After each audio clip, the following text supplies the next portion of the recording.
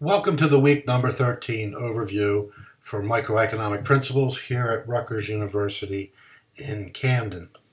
This week we are only covering one chapter, Uncertainty and Imperfect Information. This one is a little more of a difficult chapter. It's one of the reasons why I made it the only chapter that you are reviewing this week, because some people might find this one a little more challenging than some of the other chapters that we've covered so far to this point. So make sure you realize that the reason why there's only one chapter this week is because it's a little more difficult, and make sure you allocate your time appropriately when, I don't want to say dealing with this chapter, but when reviewing the information in this chapter. So the textbook goes over a couple of sections. In particular, the first section is decision making under uncertainty, the tools. Make sure you have an understanding of the tools and what is used when making decisions under conditions of uncertainty.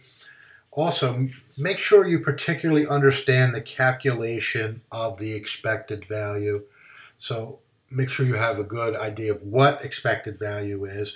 But if you're given information about payoffs and probabilities of payoffs, that you're comfortable doing those calculations of what the expected value of a particular payoff is.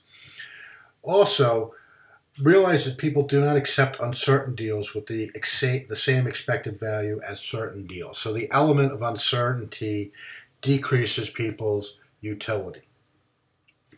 Also, realize the three different types of risk taking individuals there are. There are people who are risk averse, risk neutral, and risk loving.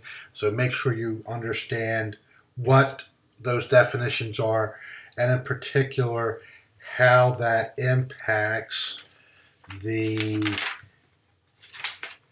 I'm sorry, here I lost my place.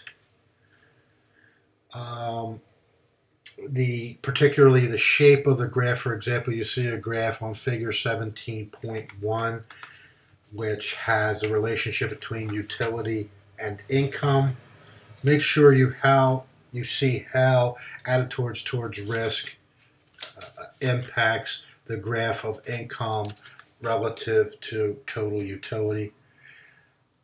Also realize that most people are risk averse unless we're talking about bets that are very small, and that also that income is subject to diminishing margin of utility, and this diminishing margin of utility explains risk aversion. So make sure you understand what is meant by diminishing margin of utility and the relationship to risk aversion.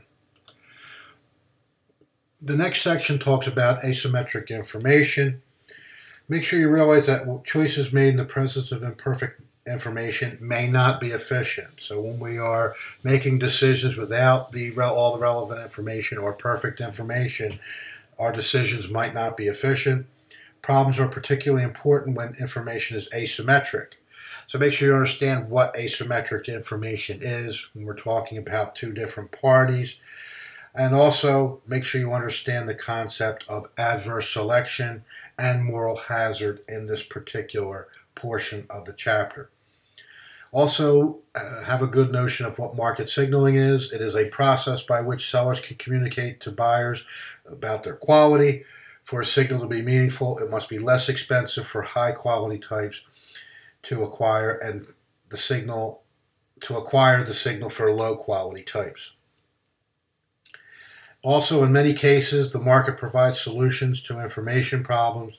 Profit-maximizing firms will continue to gather information as long as the marginal benefit from continued search are greater than the marginal costs. And finally, the chapter ends on incentives.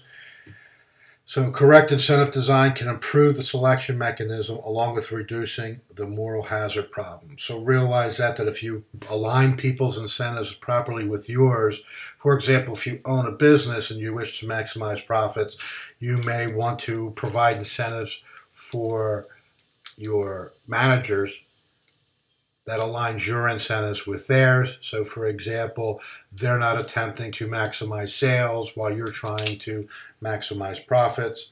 Also, performance contracts in the labor market and copays in health insurance market are two examples of incentive contracts.